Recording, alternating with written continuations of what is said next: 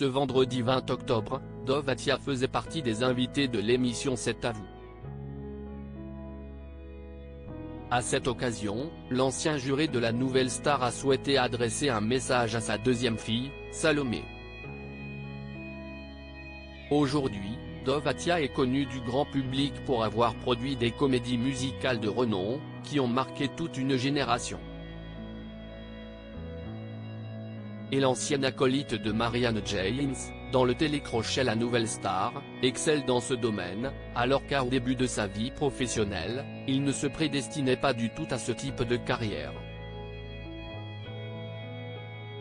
En effet, l'ancien juré de l'émission de M6 a commencé en tant qu'enseignant en mathématiques et en physique, avant de devenir directeur général à TF1 International, puis président de la filiale Tekelec, à la fin des années 1990. Petit à petit, l'homme s'est fait une place dans le milieu, avant de s'intéresser à la production de comédies musicales.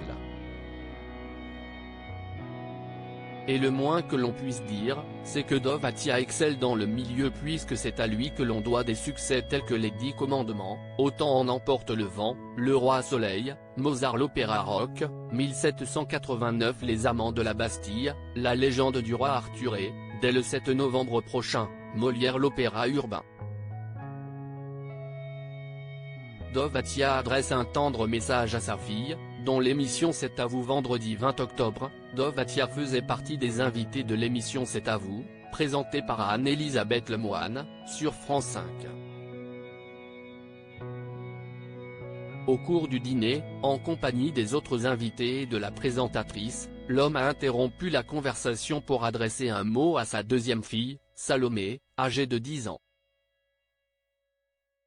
« Je peux faire une petite parenthèse ?» a-t-il d'abord lancé. Avant de poursuivre, c'est la première fois que ma fille me voit à la télé, parce que je lui cache tout, elle est très jeune et ne sait pas que je fais de la télé.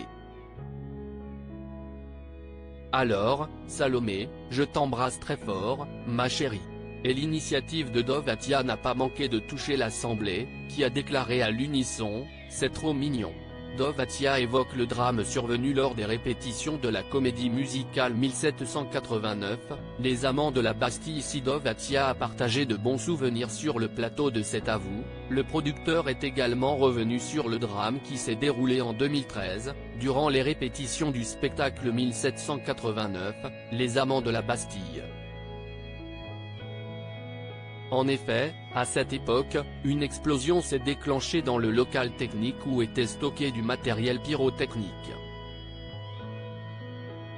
Ce triste événement a entraîné le décès de Marcus Toledano, le directeur technique du spectacle. Et 10 ans après, Dov Atia est toujours aussi bouleversé par ce drame, je vous avoue que ça a été terrible. Je garde le traumatisme, il est mort avec ma main dans la sienne, à 5 heures du matin. Ça a été un drame terrible qui m'a énormément marqué. J'ai eu beaucoup de mal à revenir dans cette salle, le Palais des Sports, note de la rédaction. Article écrit avec la collaboration de 6 médias.